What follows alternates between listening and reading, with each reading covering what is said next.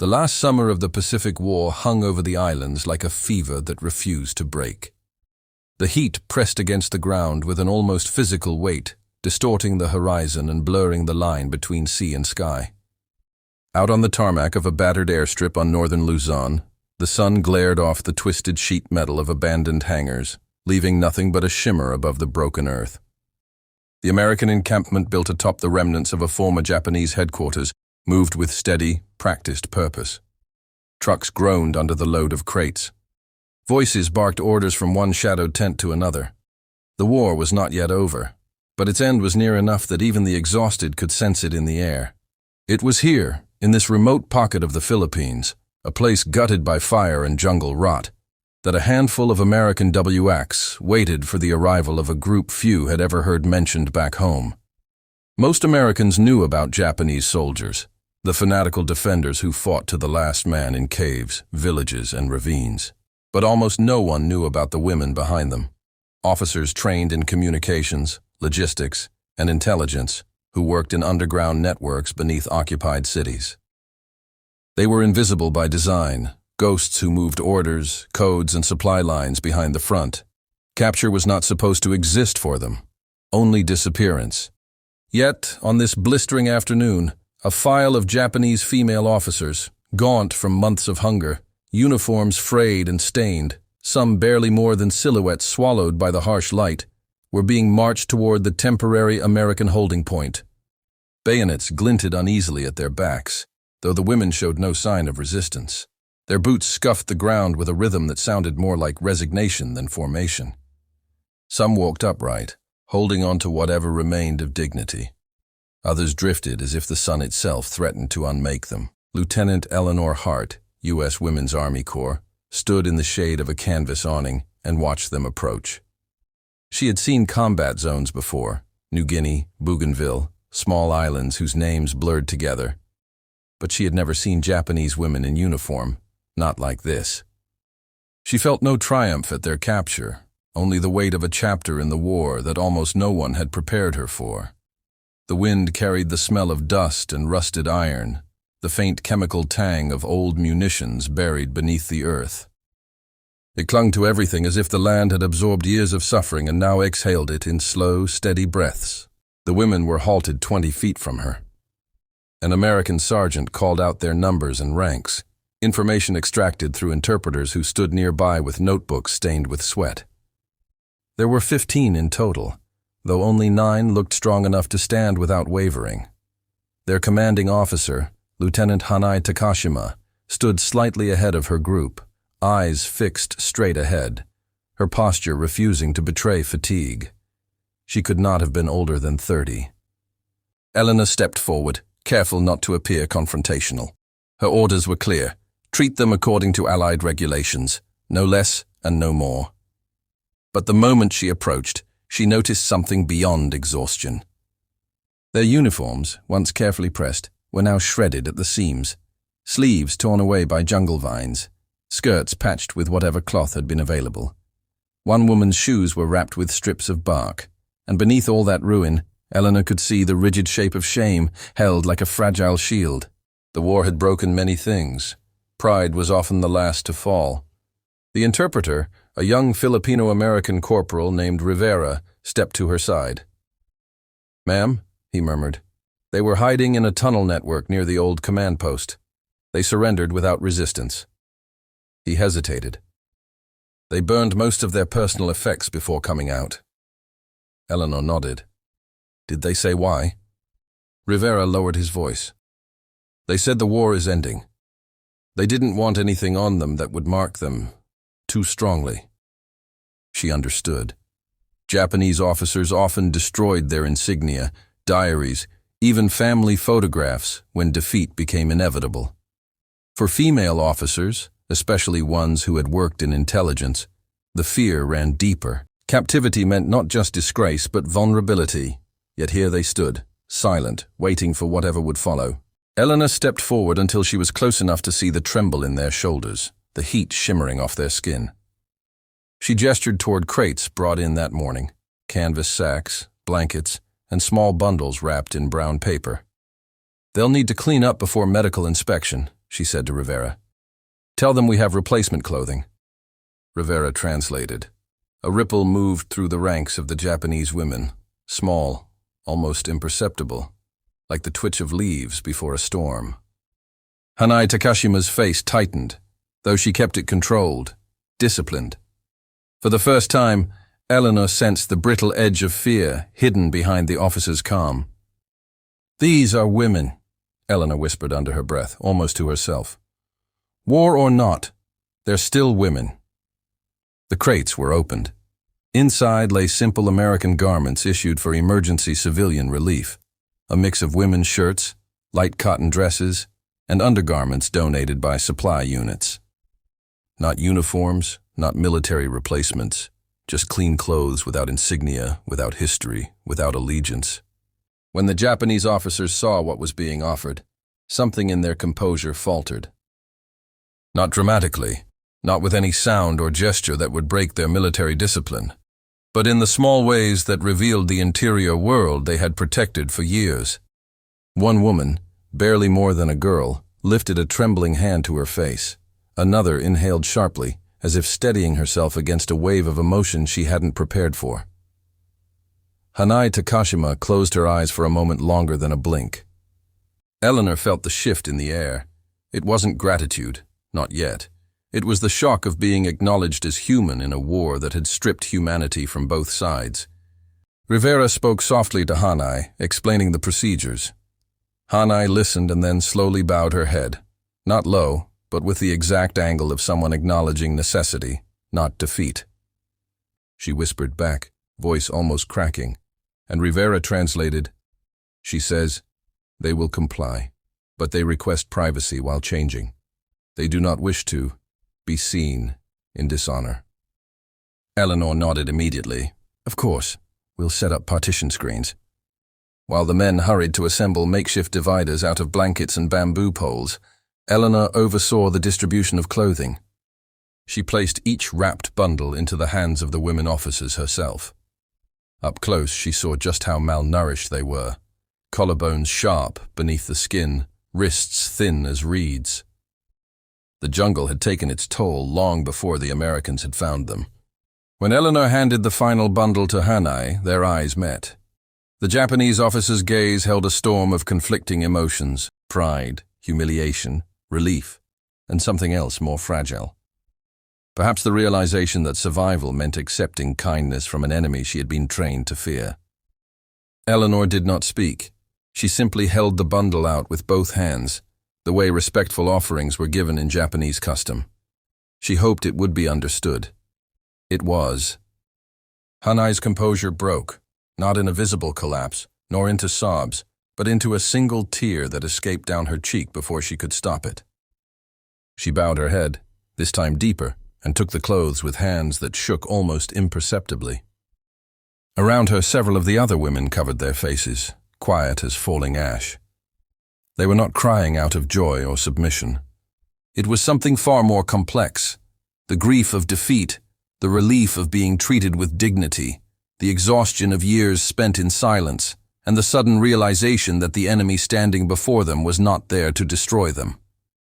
Eleanor felt something settle in her chest. War had not ended, not yet. But in this narrow sliver of a ruined airstrip, beneath a searing sky and over scorched earth, something like humanity had resurfaced. Fragile, trembling, but unmistakably real. As the women stepped behind the makeshift partitions to change, Eleanor turned away to give them privacy. She listened to the rustle of fabric, the soft murmurs exchanged in Japanese, the sound of lives slowly shedding the last remnants of war. She wondered how many other moments like this existed on distant islands, unseen and unrecorded. Moments where enemies did not meet in battle, but in the quiet aftermath of collapse, where compassion and humiliation intertwined so tightly that neither side could fully name what they were witnessing. In the distance, thunder rolled across the mountains, though the sky remained clear, a storm brewing somewhere out of sight. Eleanor felt it, an omen, a reminder that even acts of kindness carried consequences in wartime. The women changing into American clothing might be the beginning of safety, or the start of new tensions neither side yet understood. But for now, there was only this fragile peace. A moment of stillness carved out of chaos, and the war, for one breath, seemed to loosen its grip. The storm that had grumbled across the mountains finally broke during the night. Rain hammered the tin roofs of the American encampment until the sound became a single, unbroken roar, like distant artillery softened by distance and memory. Inside the medical tent, lanterns flickered against canvas walls, and the smell of antiseptic drifted faintly through the humid air. Water pooled outside in shallow mirrors that reflected the restless sky. Lieutenant Eleanor Hart sat at a small wooden table, writing notes for the night watch officer. The ink on her page bled slightly at the edges from the moisture, turning her careful script into soft shadows of words. She paused, listening to the rain and the distant whine of generators, and wondered how long the world would keep trembling even when the guns finally fell silent. Beyond the curtain separating the tent, the Japanese women slept, or tried to sleep, on cots lined in 2 rows. Most lay still, though their breath carried the uneven rhythm of those who had learned to rest lightly, always ready for orders that might arrive in the dark. A few whispered to each other in voices so soft they blended with the rain. Their new American garments, simple and unremarkable, hung from hooks or draped over the ends of the cots, drying from the humidity. Hanai Takashima did not sleep. She sat upright, hands on her knees, eyes half open but alert. Each time a gust of wind rattled the tent poles, her shoulders tensed. Months of hiding underground had sharpened her instincts too deeply to let go of them now. Eleanor watched her for a moment before standing and walking quietly toward the partition. She didn't want to wake the others, but she sensed that Hanai's wakefulness was not temporary. When she reached her, the Japanese officer slowly turned her head. "You may rest," Eleanor said softly. "You're safe here." Rivera was not present to translate, but tone and gesture often revealed more than language. Hanai looked at her with a steady calm, then shook her head once. She pressed her palms together briefly in front of her chest, not a bow, just an acknowledgement. Eleanor knelt slightly, keeping her posture unthreatening. "Tomorrow you'll be questioned about the tunnels. Not harshly, just procedures." Hani didn't move. Only her eyes flicked toward the lantern behind Eleanor, where the flame pulsed like a heartbeat trapped in glass. "Not punishment," Eleanor added gently. "Just truth." For a long moment, neither spoke. The rain drummed like fingers against the world outside. Finally, Hanai released a slow breath and whispered a few syllables. Eleanor couldn't understand the words, but she recognized the sound. Resignation, and perhaps relief. Then Hanai looked toward the cot where the youngest of her group slept, curled tightly under a blanket, her thin shoulders trembling with every gust. Eleanor understood. "She'll be okay," she whispered. "You all will." The Japanese officer lowered her gaze, and Eleanor returned to her table, though sleep no longer felt reachable. The storm pressed closer, flattening the world into a narrow strip of light beneath the lantern's glow. By sunrise, the storm had passed. The air was washed clean, carrying the scent of wet soil and distant sea. Mud clung to boots and the undersides of trucks, but the sky opened in a fragile blue that felt almost like a promise. Soldiers moved between tents, shaking water from tarps and brushing the rain from rifles and crates. Somewhere, a small portable radio crackled with news San Francisco had transmitted hours earlier. Continued Allied advances, island after island drawing nearer to the Japanese mainland. The war's end approached like a slow, unstoppable tide. At the edge of the camp, Eleanor walked beside Major Dawson, who oversaw intelligence collection. He was a tall man with a quiet severity, the type who seemed to see through silence as easily as through speech. He had read Eleanor's report and now moved with the clipped certainty of someone shaping the next steps in his mind. "Lieutenant," he said, "I want you present during the interview. You observed them longer than anyone else here." Eleanor nodded. "They're exhausted, sir, and frightened. But they followed Takashima's lead. She's the ranking officer." Dawson brushed water from a clipboard. What do you make of her? Eleanor hesitated. Disciplined, intelligent, and willing to break before she bends. Most officers are, Dawson said, though his tone was not dismissive. Still, she surrendered. That alone tells us something. They reached the command tent, where a table and 3 chairs had been arranged beside maps pinned under stones. The jungle was drawn in thick green strokes, but the tunnels south of the ridge were marked in red pencil, new additions from patrol teams who discovered the women cowering in their subterranean shelter. Inside, the heat built quickly. A pair of electric fans hummed in the corners, chopping the air into uneven currents. Eleanor sat at the far side of the table as Hanai was brought in, not shackled, but flanked by 2 guards for protocol. She wore the cotton dress issued the day before, washed clean, but still wrinkled.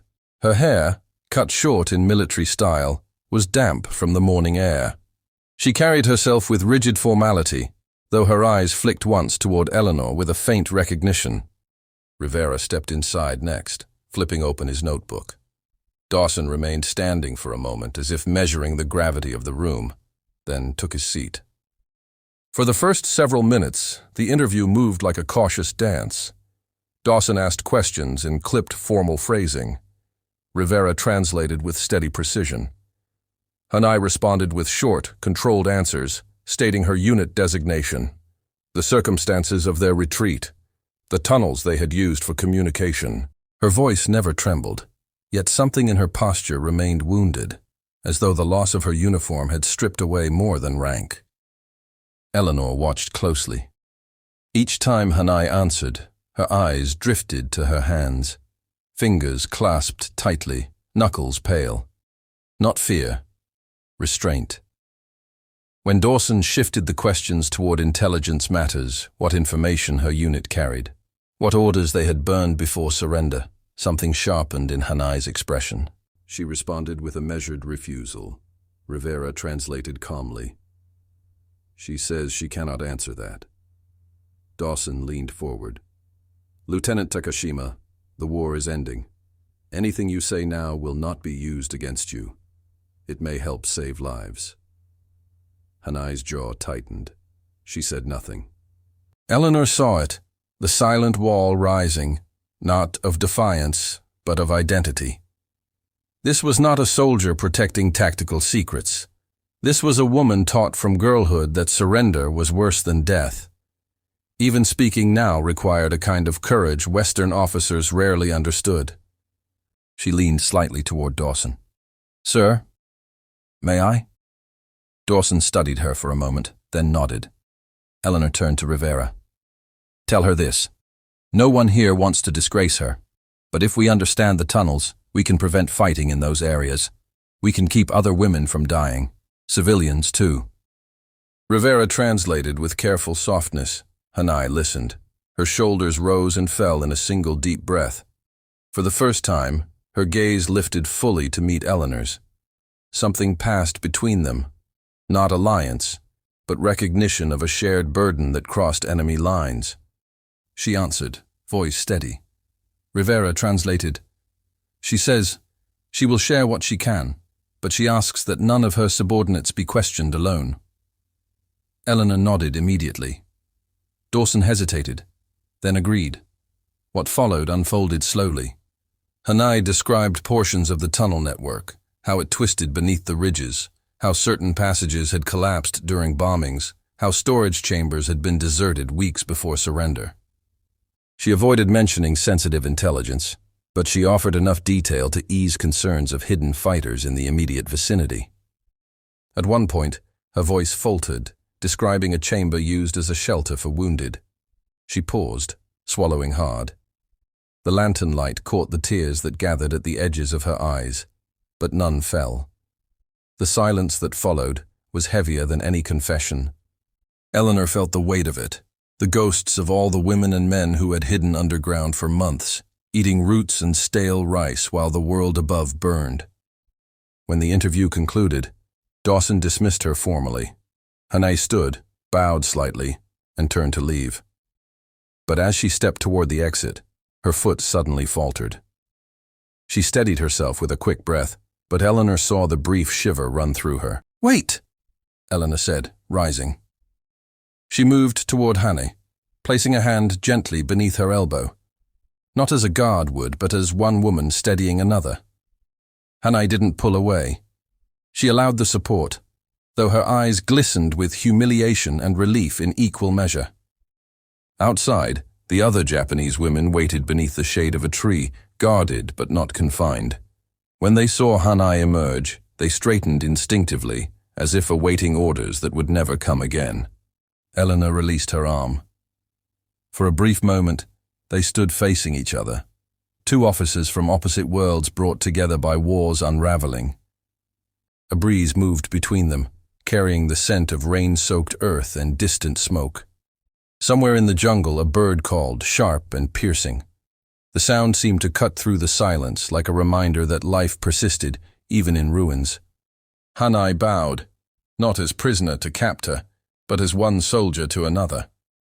Eleanor returned the gesture with a quiet nod, and as Hanai walked back to her group, something subtle shifted in the camp. The guards stood less rigidly. The women's shoulders eased. Even the morning light felt softer, as if the world recognized that the war, though still raging elsewhere, had loosened its hold on this small corner of ground. Yet Eleanor sensed the peace would not last. War always demanded a final reckoning, even for those who had already laid down their arms.